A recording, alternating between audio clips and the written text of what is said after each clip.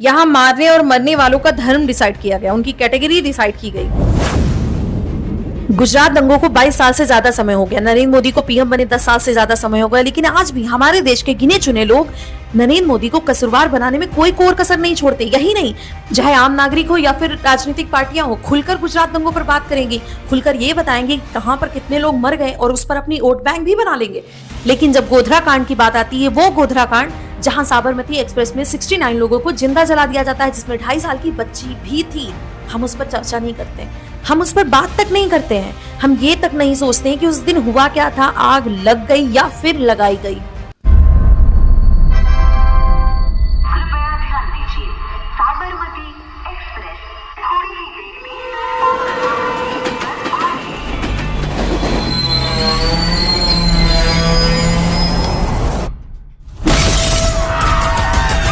हमारे देश की सो कॉल्ड राजनीतिक पार्टी जो ये नहीं मानी कि इसमें आग लगाई गई थी, तो अगर आग लगाई नहीं गई थी तो पर्टिकुलर एक ही जगह पर 2000 लोग एक साथ एक टाइम पर कैसे आ गए।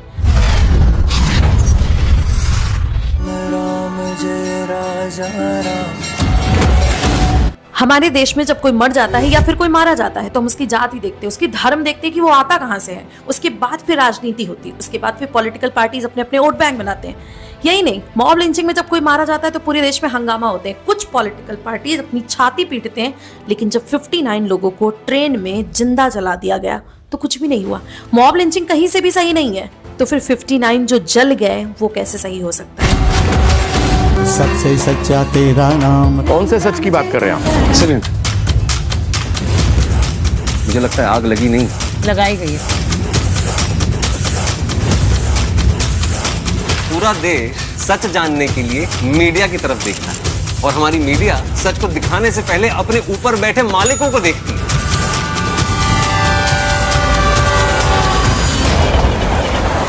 हाँ, मैं हूं हिंदी वाला।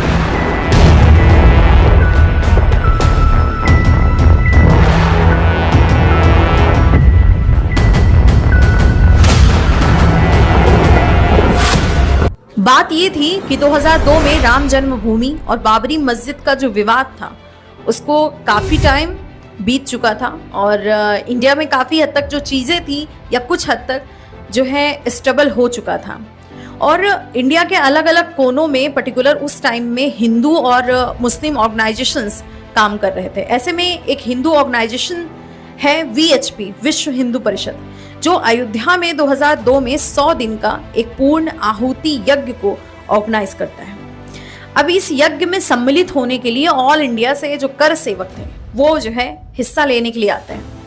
अब कर सेवक वो लोग होते हैं जो अपनी इच्छा से सेवा करते हैं बिना किसी लाभ के। आज के समय में हम इन्हें राम भक्त भी कहते हैं। 22 फरवरी को कुछ कर सेवक ट्रेन से जो है अयोध्या पहुंचते हैं और वो सम्मिलित होते हैं इस यज्ञ में और 26 फरवरी को साबरमती एक्सप्रेस से इनकी जो है इन कर सेवकों की वापसी होनी थी। अब गुजरात के सभी कर सेवक 26 फरवरी को साबरमती एक्सप्रेस में सवार होते हैं। अब ये जो ट्रेन थी साबरमती एक्सप्रेस, इसमें लगभग 1100 के समथिंग लोग बैठ सकते थे, बट अयोध्या जो स्टेशन था उस पर इतनी ज़्यादा भीड़ हो गई थी उस दिन पर्टिकुलर उस टाइम पर कि इस ट्रेन में 2000 प्लस लोग जो है बैठ कर आए थे, जहां 1700 केवल कर सेवक थे। अब जो कोच S5 S6 था उसमें सबसे ज्यादा कर सेवक सवार भी थे। S5 S6 के डिब्बों में आग लगी या जो भी चीजें वहां पर हुई उस टाइम पीरियड में, पूरे गुजरात दंगों का मेनली कारण वही था। अब जो भी कमेटी बनाई गई, जो भी रिपोर्ट्स बनाई गई, उसकी स्टार्टिंग, उसकी इन्वेस्टिगेशन S5 S6 के डिब्बों के साथ हुई। लगभग 4 बजे के आसपास इस ट्रेन को अहमदाबाद पहुंचना होता है, बट ट्रेन काफी लेट होने के कारण इस टाइम पर ये दाहोद तक ही पहुंची थी और ये जो दाहोद है वो गोधरा से काफी पहले पड़ता है। अब ये जो गोधरा कांड हुआ है उसके पीछे बैक टू बैक 3 थ्योरी हैं जो पकड़ाई गई हैं, जो मेनली गवर्नमेंट द्वारा एक तरह से बार बार इसका जिक्र होता रहा है और इस थ्योरी पर अभी तक बहस छिड़ी हुई है, इसीलिए मैं सिर्फ 3 थ्योरियों पर ही बात करूंगी।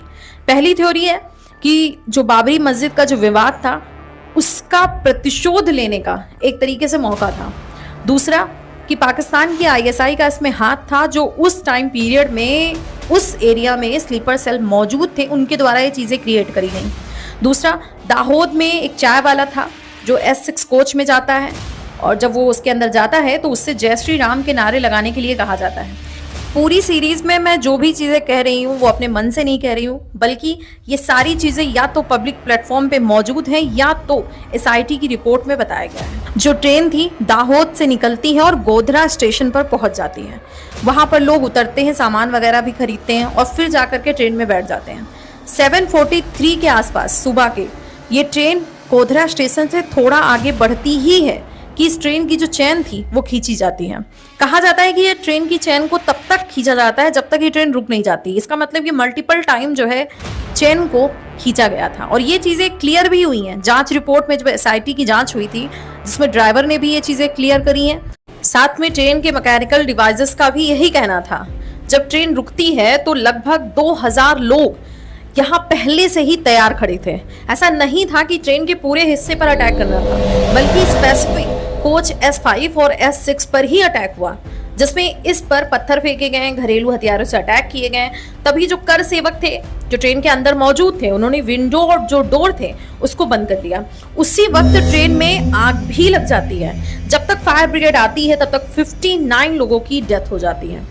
बाद में ये बयान दिया गया कि जो फायरमैन थे, जो सुरक्षाकर्मी थे, जो उस पर्टिकुलर एरिया में तैनात थे, जो काम करना चाह रहे थे, उन्हें भी रोका गया। यही नहीं, इस पूरे जो वाकया हुआ इसमें जिन लोगों की भी डेथ हुई, इसमें 22 फीमेल्स थे और 10 बच्चे थे। जब जली हुई लाशें जो थी उस वक्त ट्रेन के अंदर, उन्हें निकाला गया, ट्रक में रखा गया, ओपन ट्रक में, और उसे अहमदाबाद ले जाया गया। कहते हैं जो गोधरा एडमिनिस्ट्रेशन था उससे जब बाद में पूछताछ हुआ SIT द्वारा, तो उसने ये चीज कहा भी कि हम इन डेड बॉडीज को ऐसे नहीं जाने देना चाहते थे, बट हमारी किसी ने सुनी नहीं। अब सारी बॉडीज अहमदाबाद पहुंच जाती हैं। अब रूल्स जो यहाँ पर काम करता, अगर उसके अकॉर्डिंग चलते तो सारी डेड बॉडीज को या तो गवर्नमेंट रखती और या तो उनकी फैमिली को दे दिया जाता। पर ये जो डेड बॉडीज थे VHP को दी जाती हैं। उनका भी कहना था, VHP का, विश्व हिंदू परिषद का, कि जो कर सेवक हैं वो हमारे हैं, इसलिए जो बॉडीज हैं वो हम ले जाएंगे। कारण ये है कि अयोध्या की पूर्ण आहुति से ये सारे लोग लौटे थे। अभी तक न्यूज में ये दिखाया जा चुका था कि कोच S5 S6 में आग लग गई है, बट आग लगी कैसे ये चीजें क्लियर नहीं बताई गई। VHP लीडर ने डेड बॉडीज को ओपन ट्रक में रखा और VHP कार्यालय तक पहुंचाया। उस टाइम पर मीडिया में लाइव टेलीकास्ट की शुरुआत हो चुकी थी और लाशों का भी लाइव टेलीकास्ट दिखाया जा रहा था। साथ में नारे वगैरह भी लग रहे थे। अब ये जो बॉडीज थी उन्हें देख करके पूरा गुजरात शॉक में चला गया था। VHP ने इन डेड बॉडीज को 16 हॉस्पिटल्स में पहुंचाया। इन बॉडी को देख करके जो हिंदू संगठन थे वो भी काफी क्रोध में आ गए थे, जैसे बजरंग दल, VHP, RSS, इनके जो लीडर थे काफी गुस्से में थे और 16 हॉस्पिटल्स के बाहर पहुंच जाते हैं। हॉस्पिटल के बाहर जब ये पहुंचते हैं तो जो PCR वैन थी जो हॉस्पिटल के बाहर खड़ी थी, वो अपने हेड ऑफिस को फोन करते हैं और बताते भी हैं कि सिचुएशन खराब हो रही है, आउट ऑफ कंट्रोल हो सकती है, दंगे हो सकते हैं, पर किसी ऑफिसर ने कोई कदम नहीं उठाया। पोस्टमार्टम के बाद जब डेड बॉडीज को अलग अलग जगहों पर शमशान ले जाया गया तो जिस एरिया से डेड बॉडी गुजर रही थी वहां नारे लगना, सड़क बंद होना, मारकाट शुरू हो चुका था। अहमदाबाद की कंडीशन इतनी खराब हो गई थी कि चीजें बद से बदतर हो चुकी थी और सारी चीजें आउट ऑफ कंट्रोल थी। उस टाइम इंडिया में न्यूज चैनल्स पर कोई रूल्स रेगुलेशन थे ही नहीं। TRP और न्यूज कैप्चर करने के चक्कर में ग्राउंड रिपोर्टिंग के दौरान काफी इंफॉर्मेशन लाइव टेलीकास्ट शो कर दी गई थी, जिससे दंगे और ज्यादा भड़क गए थे। न्यूज रिपोर्टर अपनी लाइव में ये बता रहे थे कि ये इस धर्म का इलाका है और यहाँ कितना खतरा है और यहाँ कोई पुलिस भी नहीं है। इससे जो दंगे करने वाले लोग थे उन्हें एक तरह से जगह मिल रही थी कि वो अगला दंगा कहाँ प्लान कर सकते हैं। इस तरह दंगे गुजरात के अलग अलग हिस्सों में फैल जाते हैं, जिनमें गोधरा, सूरत, वडोदरा, अहमदाबाद है, और लगातार 3 दिन तक ये दंगे होते रहते हैं, जिनमें 1003 लोगों की जान जाती है। इसमें 2 धर्म के लोग थे और ये ऑफिशियल डाटा है, अनऑफिशियल लिस्ट काफी लंबी है। 27 फरवरी को पूरे गुजरात में दंगे शुरू हो चुके थे, हो रहे थे, और 28 फरवरी की सुबह को जो चीजें गुजरात में दिखाई दी, जो सिचुएशन दिखाई दी पर्टिकुलर अहमदाबाद में, वो चीजें काफी भयावह थी। जब भीड़ नरोदा पाटिया के गुलमर्ग सोसाइटी में घुसती है, उस सोसाइटी में कांग्रेस मंत्री एहसान जाफरी भी रहते थे। लगभग 60 से 70 के आसपास वहां अपर मिडिल क्लास फैमिली रहती थी। 28 फरवरी को सुबह 9 बजे सोसाइटी के आसपास भीड़ लगना शुरू हो जाती है। सोसाइटी के लोग काफी डरे हुए थे और पुलिस में कॉल कर रहे थे। पुलिस का कोई रिप्लाई नहीं आ रहा था। लोग जब बहुत ज्यादा परेशान हो जाते तो वो जो MP थे कांग्रेस के, एहसान जो जाफरी, उनके घर चले जाते हैं। अब एहसान भी लगातार पुलिस को और भी मंत्रियों को कॉल कर रहे थे, बट कोई भी मंत्री हेल्प करने के लिए न तैयार था और ना ही पुलिस को रिप्लाई कर रही थी। जो भीड़ थी वो सोसाइटी के अंदर आती है और एक तरफ से सभी घरों में आग लगा देती है। एहसान जाफरी के साथ में टोटल यहाँ 69 लोग मारे जाते हैं, 18 घरों को फूंक दिया जाता है। अभी तक सिर्फ एक घर को अगर छोड़ दिया जाए तो किसी भी घर में कोई भी वापस 2024 तक रहने नहीं आया। 2017 में आज तक न्यूज चैनल ने तहलका मैगजीन के स्टिंग ऑपरेशन की जो फुटेज थी उसको पब्लिश कर दिया। उस फुटेज में 14 वीएचपी जो लोग थे और बजरंग दल के एक्टिविस्ट थे, इंक्लूडिंग रूलिंग जो पार्टी थी, गवर्नमेंट थी, उसके एमएलए भी उसमें शामिल थे, जिसमें बताया गया कि कैसे उन्होंने दंगा करवाया था। और अभी भी ये जो पर्टिकुलर वीडियो है यूट्यूब पर है, जिस पर एसआईटी बैठाई गई, 11 लोगों को उम्र कैद की सजा हुई और 28 फरवरी को ही नरोदा पाटिया में दंगा हुआ, जहां आग लगाई गई और ये जो आग थी 10 से 12 घंटे लगातार जलती रही। और यहाँ पर जो लोग रह रहे थे वो मजदूर थे। कुछ मजदूर दक्षिण भारत के थे जो गुजरात में मजदूरी करते थे। 27 फरवरी को एक न्यूज जो है अफवाह फैला दी जाती है कि जो 3 लड़कियां हैं उनको किडनैप कर लिया गया, 3 हिंदू लड़कियों को। अब 28 फरवरी को जो गुजरात था वो बंद हो जाता है और जो 5000 लोग थे वो नरोदा पाटिया में घुस जाते हैं। वहां पहुंचते हैं, लोगों को मारना शुरू कर देते हैं और वहां पर आग लगा देते हैं। इसमें बिल्कुल क्लियर ये लग रहा था कि जानबूझकर कोई चाहता है या कुछ फायदे के लिए हिंदू मुस्लिम दंगे कराना चाहता है या लड़वाना चाहता है। एलपीजी सिलेंडर में आग लगा दी जाती है, उनके घरों को जला दिया जाता है, लोगों को उनके घर से निकाल कर मारा जाता है। आज तक ये क्लियर ही नहीं हो पाया, कितनी भी एसआईटी टीम बैठाई गई, कितनी एजेंसियां जांच करी कि इन दंगाइयों को हथियार प्रोवाइड करवा कौन रहा था। और 10 घंटे के अंदर 97 लोग यहाँ पर मारे जाते हैं। इसमें दोनों धर्म के लोग थे। तहलका के स्टिंग ऑपरेशन के बाद ये पता चला कि बाबू बजरंगी का हाथ था और यूट्यूब में ये वीडियो आज भी पब्लिक है। इस वीडियो में इसने खुद बताया है कि इसने कैसे लोगों को मारा। इसमें इसने ये भी कहा है कि पुलिस ने खुद कुछ नहीं कर रही थी, बल्कि ये कह रही थी कि बॉडी काफी ज्यादा हो गया है, मैनेज करने में दिक्कत होगी, इसलिए बॉडी को अलग अलग कर दो। बाबू बजरंगी को सुप्रीम कोर्ट में उम्र कैद हुई, पर ये जो भी बोल रहा था उसके लिए कोई सबूत मिले ही नहीं। थ्योरीज बहुत लंबी चलती है पर कोई प्रूफ नहीं मिलता है। सबूतों के अभाव में इसको रिलीज करना पड़ता है।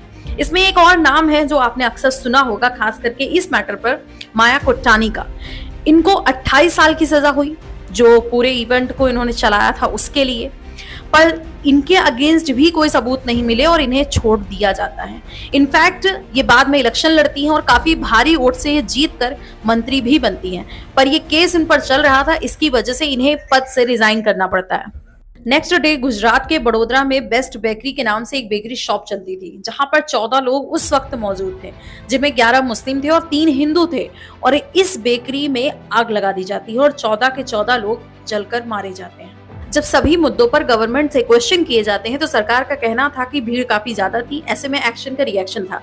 भीड़ जब ज्यादा थी तो एमपी गवर्नमेंट, महाराष्ट्र और राजस्थान से पुलिस बुलाने के लिए गुजरात गवर्नमेंट एक लेटर लिखती है, लेकिन वहां पर कांग्रेस की सरकार थी एमपी, महाराष्ट्र और राजस्थान में, तो उन लोगों ने यहाँ पर हेल्प ही नहीं करी।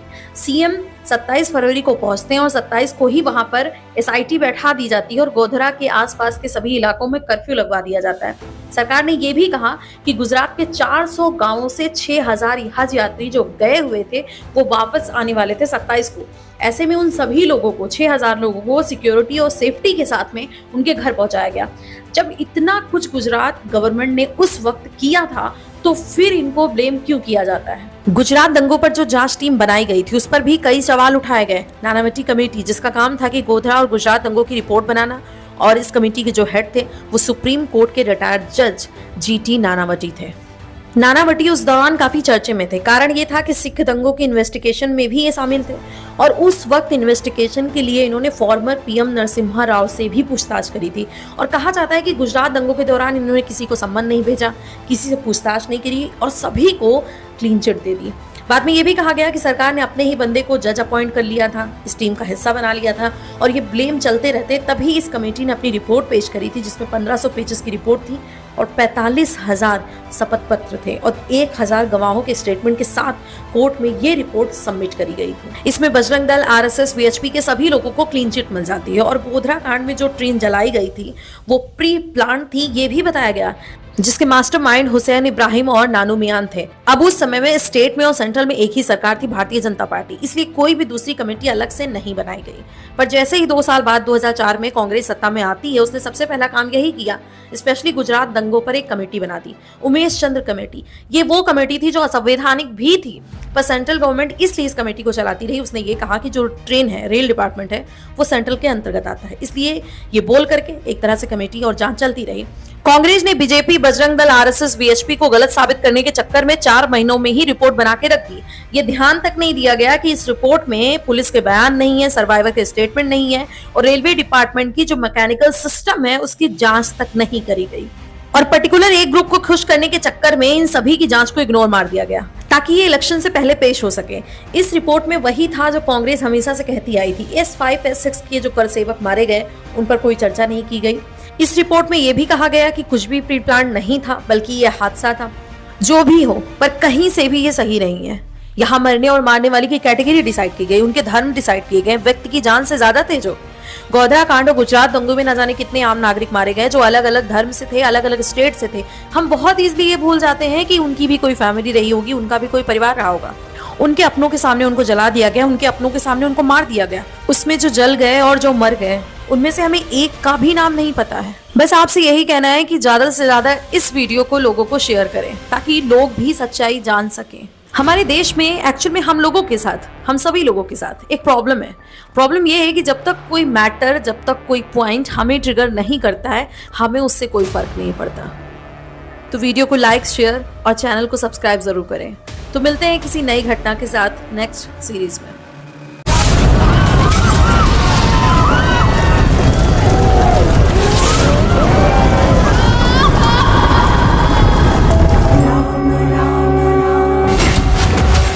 सबसे सच्चा तेरा नाम। कौन से सच की बात कर रहे हैं आप? कृपालु वो सच जो पिछले 5 सालों से बाहर आने के लिए छटपटा रहा है। I just want to know the actual truth.